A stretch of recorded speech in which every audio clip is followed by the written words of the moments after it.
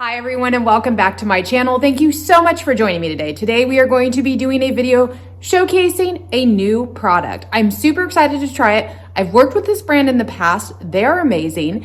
And this is gonna be something different because it's not furniture. So let's go ahead and get started. Okay, but really quick before we dive into the product, I want to talk to you quickly about my membership group.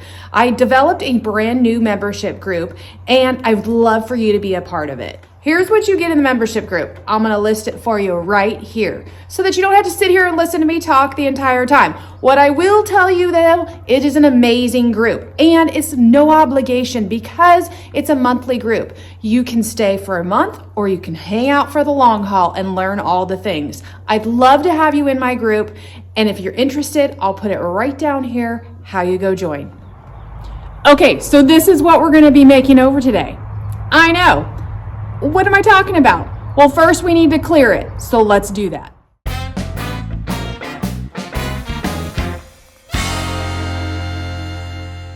Okay, so we have the now prepped workspace. You're probably wondering, Kimberly, what are you doing? Well, let me show you the products we're working with today.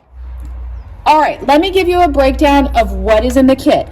This kit is called the French Oak Finish Kit, and what is in it is the wood and primer. This is in light, so this is like the key to the entire thing. And that is, this is the base that you put down that has the wood fibers in this product and makes it look and feel like real wood. Then you have your gel stain and glaze. This one is the whitewash. Here's your stain color in barnwood. And then here is the top coat. They give you not only a brush, which I have several of these and I love them.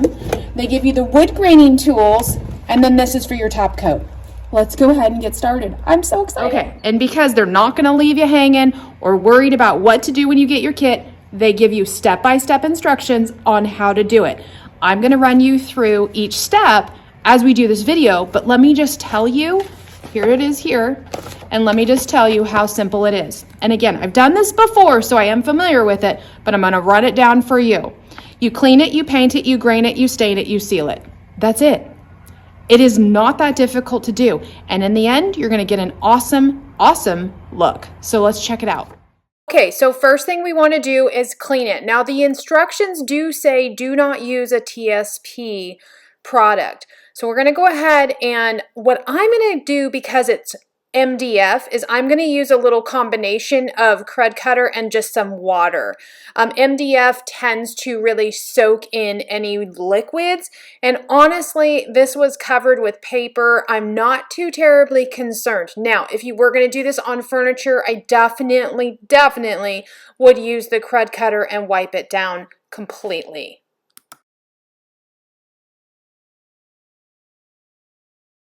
All right, so we're all clean and ready to go. We're gonna start with the first step, which is the wooden primer. Now, this is the essential part of the whole process.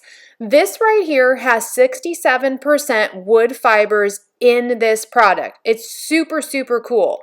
So I'm gonna go ahead and just use their brush. I've used their brushes and I have several of them. They're really great for putting this product on, and you're just going to paint it like you normally would with any other product. So we're gonna go ahead and do the entire top.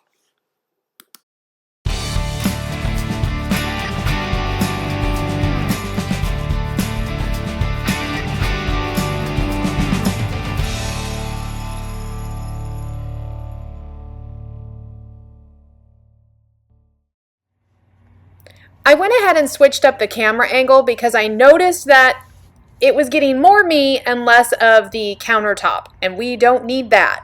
What you see me doing here is I'm picking out essentially some fibers from the paper towels. When you're working with MDF, it's kind of a rough, porous type material, and so as I was cleaning, some of that got stuck behind.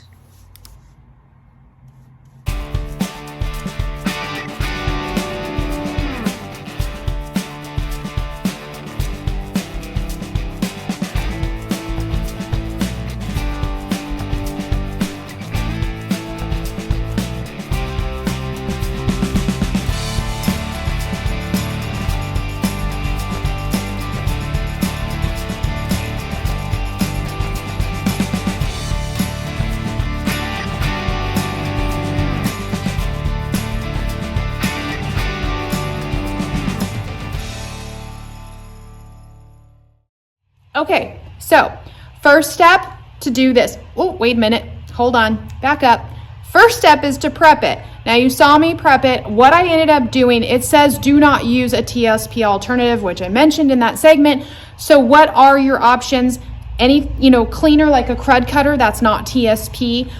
You can use water, you can dust it down, you can use denatured alcohol. But for those of us in California, we can't get denatured alcohol. It is not legal here. So there are different options for cleaning. They have their prep teak as well. So just make sure you kind of follow, do not use the TSP.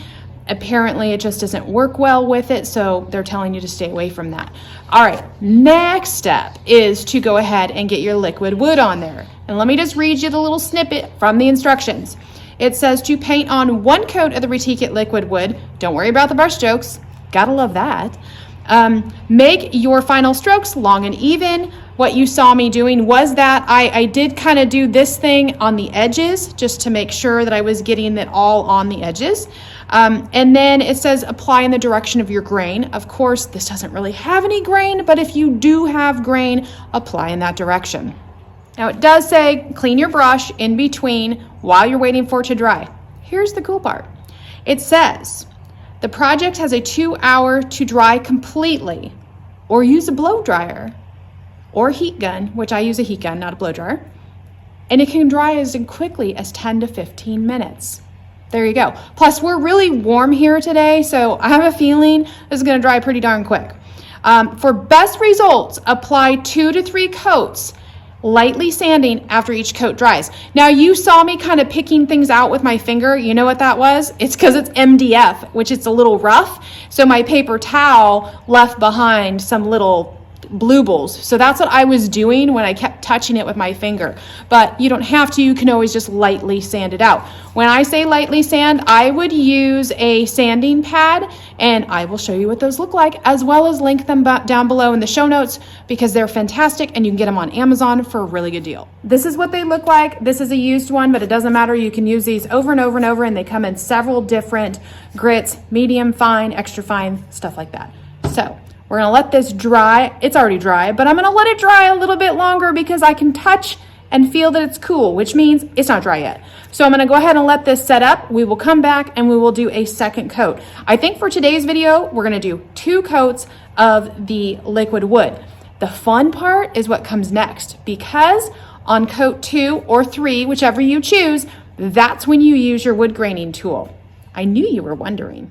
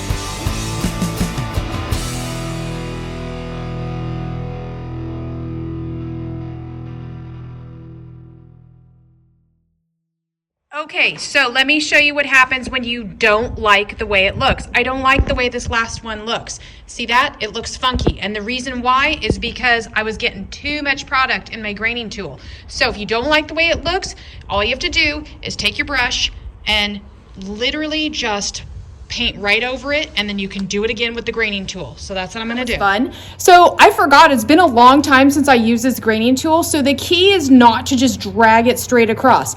The key is when you're on your surface, you're kind of going up and down. You're kind of teetering this back and forth. That's what gives it that natural wood grain look. I'm gonna zoom in really close so you guys can see. It's really hard to see from this angle here. The other thing that you saw me do is I wiped this off during the middle because it gets too gooky here. And then what will happen is, do you like my official painting term, gooky? What happens is you're gonna get less of that grain look. So keep like a damp cloth on hand that you can wipe off. Being that our temperatures are really dry here, I worked in sections because they want you to do this while it's wet. That's the key. And so I worked in sections because I knew if I did the whole thing, it was gonna dry and then it wasn't gonna work really well. And working in sections, you can't even tell. So let me show you up close. Okay, so here we are. You can see all the sections that I did, right, in the last segment, and it looks very uniform. It's really hard to see right now without having it, completely dry. We are wet, and also without the stain, but you get the idea. We are making MDF look like regular wood. So we're gonna go ahead and let this dry and we'll come back and we get to do the fun. So I'm doing 2 coats for the purposes of our piece today and our video. Now you can do 2 to 3, they recommend. It's gonna depend on what your coverage looks like. I am totally happy with the coverage that I've gotten from this. And again, keep in mind, this liquid wood has real wood fibers built into it. Super cool. Anyway, super important to clean your tools right after you're done, especially with this product. This is not your typical paint product. It does have real wood fibers in it. So you want to go ahead and clean your tools so that you can reuse them again and again. This is my brush, super clean. All I did was use a brush cleaner. Now, if you don't have a specific brush cleaner, use Dawn soap. Works great for cleaning brushes. And then my graining tool, I did the same thing. I used a little brush cleaner, and then I used a nylon brush, just a small little nylon brush, to get in all of these grooves and get out all of that liquid wood so I can reuse this again. So we're gonna let this sit. It recommends 2 hours, just like the first coat. Or if you're gonna go ahead and heat it up with a hair dryer or a heat gun, you can do that to speed up the process. It's lunchtime, so I'm gonna go ahead into the house, get some lunch, come back out, and it'll be about an hour or so. And if it's not dry enough yet, I'll heat gun it. So you can see this in an up close and personal look. You can see all that beautiful grain that I created. This has been dry now for close to 2 hours. I went in and had lunch, got started on another project. So we are ready for our next step. All right, so now we're ready for our 4th step. Let me recap really quick what we have done. First step was to clean it. Second step was to paint it. Third step was to grain it. And 4th step is to stain it. So now we're at the stain portion. This is the color we're using today. It is called Barnwood. So we're gonna go ahead and get the stain on. So let's go ahead and read the next step. So our next step is obviously, like I said, to stain it. We're gonna go ahead and apply the stain in long, even strokes. You can use whatever application that you choose. I'm gonna use a foam brush. That's because that's what I like to use when I'm staining. So I don't like to use my good brushes, especially with stain, because it can be harder to get out of your brush, and I like to keep my brushes as nice as I possibly can. So I use something that I can toss away.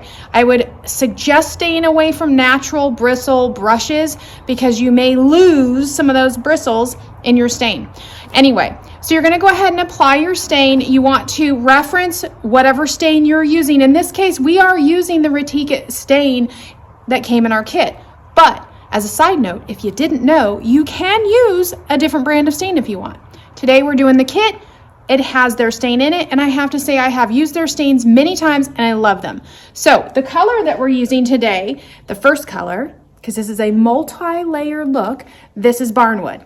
So we're gonna go ahead and layer Barnwood on. I'm gonna go ahead and read the jar just to make sure I understand how long I wait before I wipe it back. Each stain is different, and then we're gonna let it dry, and then we're gonna go ahead on to the next step.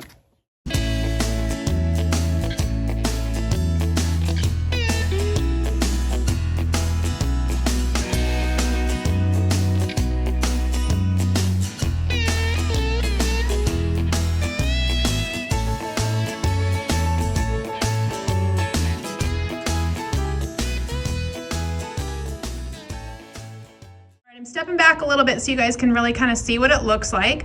I'm not unhappy with it, but what I will tell you is I learned a couple of things. First of all, doing this on MDF is not super easy because it soaks it in so well. Even with the Retique liquid wood paint product, it's still soaking it in quite a bit, which means when I'm wiping it back, it's like already dry, and I didn't hesitate or wait.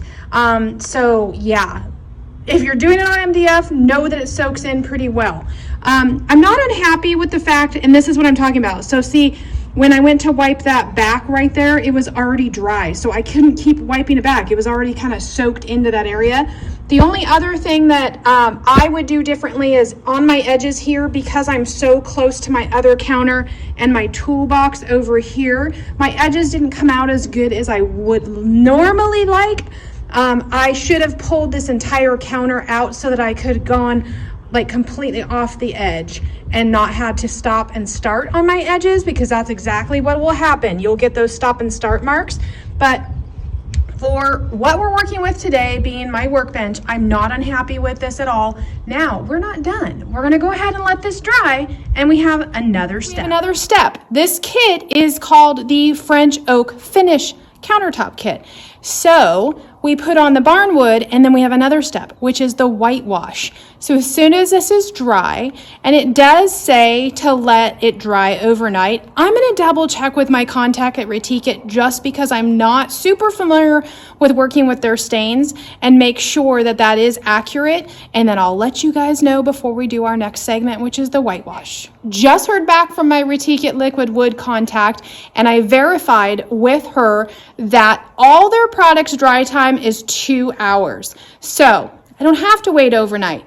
Not using their Retique liquid wood stain. Again, make sure you reference, if you're using a different brand, what their dry time is. So yay, because we're gonna go ahead and give this about another hour. We'll come back and we'll do our whitewash. So their recommended type of stain that you could use with their liquid wood is obviously the Retique, Varathane Premium 3 times faster drying stain, any brand of gel stain, Old Masters, and Sherwin-Williams. The only one that they don't recommend, and I can't answer the question as to why, it doesn't say, but it does say not recommended, is the Minwax Wood Finish stain. So there you go.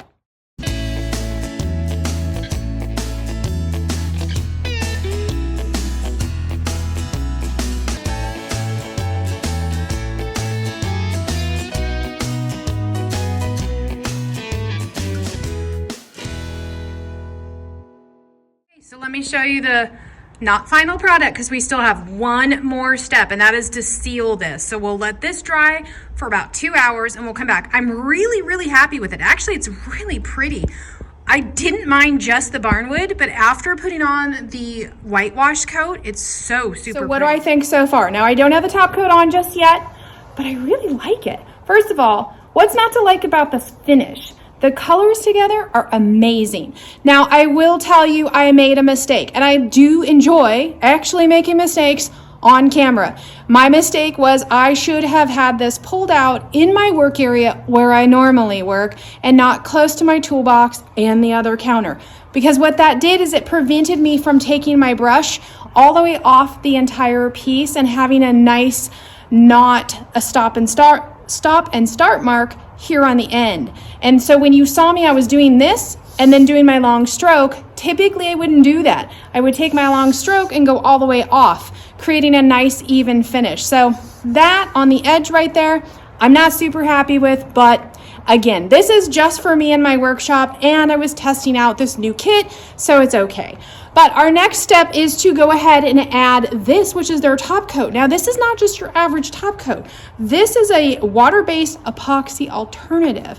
It says that it is non-yellowing, quick drying, low odor, food safe, and it has high solids in it, which make it a really super durable finish. So let's go ahead, give this about another hour, and we'll come back and we'll put our top coat on. So this is what they give you to apply the top coat. And because it was in the kit, I want to use it today. However, there's a slight problem I have. I am all out of bowls, and that doesn't fit in there. So unless I could go in the house and find like a paper plate, which I'm gonna go do, what I would normally do then is either use a brush, but I don't want to because we want to check this out, or I would just pour this directly onto the surface. But since I haven't used this before, I'm a little hesitant to do that. So stay tuned, I'll be right back, see if I can find a paper plate. Lo and behold, I found a paper plate. So let's go ahead and get started. Very carefully.